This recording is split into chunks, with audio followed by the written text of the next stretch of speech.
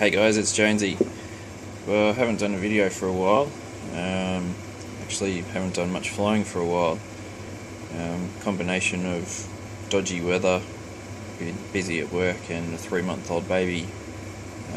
Hasn't been a lot of opportunities to go flying, unfortunately.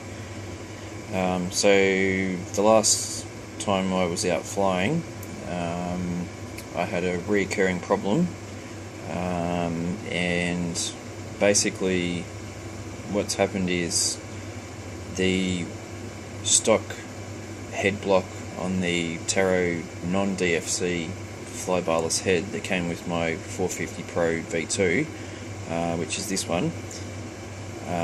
What's happened is the bolts that go through the swashlocker arms also clamp the head block to the main shaft, and what's happened is they've basically sheared off after numerous flights. I've had it happen twice. This one here is actually broken before, and fortunately I managed to get the thread out of the other side, the rest of the bolt out of the other side, but last time this has happened, the bolt has actually broken off and I can't get it out, so this one's basically done. I think the problem is the fact that this bolt clamps the head to the main shaft as well as retaining these swashlocker arms. There must be some extra force and friction on that bolt, and over time it's obviously just weakening and breaking. So I've had that happen twice, and in the meantime I did manage to score from Miracle Mart actually the next model of the Taro flybarless head. The grips are the same. These breakaway balls here are slightly different, a little bit better design, so they're designed just to break here instead of bending your actual blade grip. The swashlocker arms are the same. The head block part here is actually different.